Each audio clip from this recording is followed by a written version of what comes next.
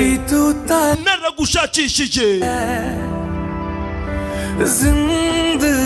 ati burya ndi kumwe nawe ubuzima buba burenze yo ati ndi kumwe nawe ati misi yanjye bimeze nk'inzozi ndi kumwe nawe amajoro yanjye aba ameze ngasaga ati buri mwanya nshimira Imana kubwo kumwenyura kwawe yo ati burya uri umurwaneza w'umutima wanjye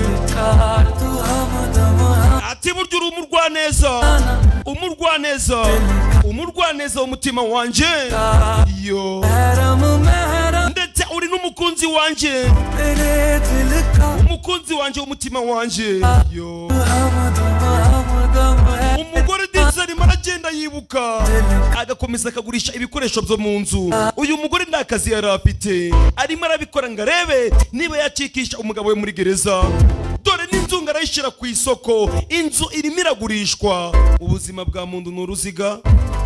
Uyu munsi wari ushobora kuba uri guhumura mu bantu, ariko ejo ukabanukamo ngo kubera iki ayigurishije. Bas umugore agakomeza akibuka, yarafite umugabo umukunda, umugore ndakirya, umugore ndakiryama, umugabo we ari muri gereza aho umugabo bari nawe ntabwo amerewe neza, arimo arakubitwa buri munsi, ingoko arimo arayinganya ikigori yo.